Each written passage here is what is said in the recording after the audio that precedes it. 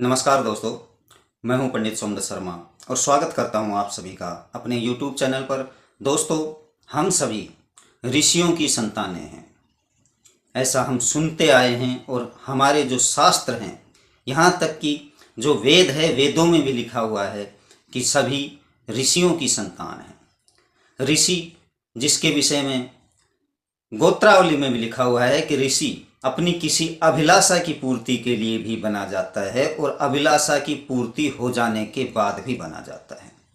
ये दो मत ऋषि के होते हैं कि यदि उसकी कोई अभिलाषा है तो वह ऋषि बन जाता है, या उसकी अभिलाषा की पूर्ति होगी तब वह ऋषि बन जाता है। ये ऋषि ही प्रथम राजा हुए हैं, ब्राह्मण हुए हैं, वैश्य हुए हैं, क्षत्रिय हुए हैं।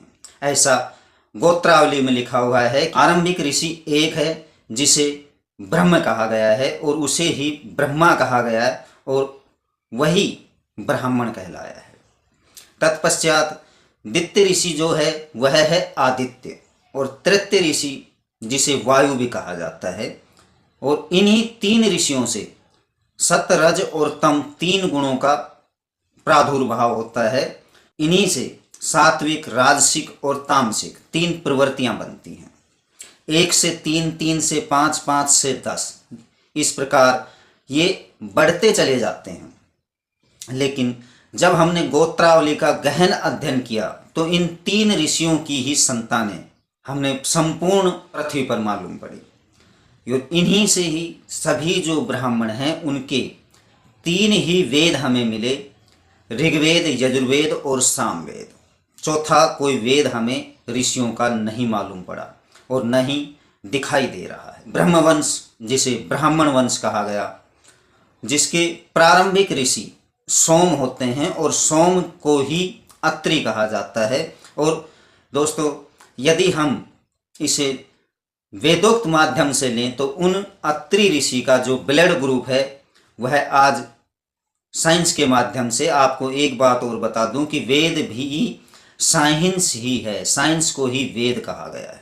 वेद एक शब्द का नाम है और शब्द का विस्तार होता है, ये आप जान लो। गोत्रावली में लिखा हुआ है, क्योंकि गोत्रावलियां समय समय पर अपडेट की जाती हैं, उन्हें लिखा जाता है, जो कि मानव के द्वारा ही लिखा जाता है। और गोत्रावली में साफ लिखा हुआ है कि जो भी ऋषि हैं वे इस पृथ्वी पर पैदा हुए हैं।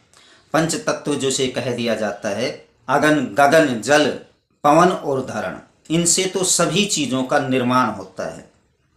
लेकिन ये कह देना कि भैया अग्नि भी ऋषि है, जल भी ऋषि है, वो तत्व में आते हैं और इन 5 तत्वों का भी पंचीकरण होकर के 25 तत्व बन जाते हैं और ये 3 ऋषि मिलकर के 28 तत्व बन जाते हैं। प्रथम ब्रह्म से ब्रह्मा होते हैं, द्वितीय आदित्य से विष्णु होते हैं और तृतीय महेश, जिनका कि भृगु वंश बताया गया है। और शास्त्रों में आप देखेंगे तो इन्हें भी ब्रह्मा की संतान कहा गया है। नहीं, इसमें भेद है। और जो ब्लड ग्रुप हम कहते हैं, आरंभिक जो ब्लड ग्रुप है वह ब्रह्मा का बी से ब्लड ग्रुप है। यह हमने बहुत ही रिसर्च करने के बाद लगाया है मालूम। और आप यदि इसे अपने आज के साइंस के माध्यम से भी देखेंगे तो जो बी ब्लड ग्रुप है उसी से ही सभी ब्लड ग्रुपों का निर्माण हुआ है। जुड़े रहिए हमारे साथ में इसी प्रकार की जानकारियों के साथ। यदि आपने अभी तक हमें सब्सक्राइब नहीं किया है तो सब्सक्राइब करें, लाइक करें, कमेंट करें। नमस्कार दोस्तों।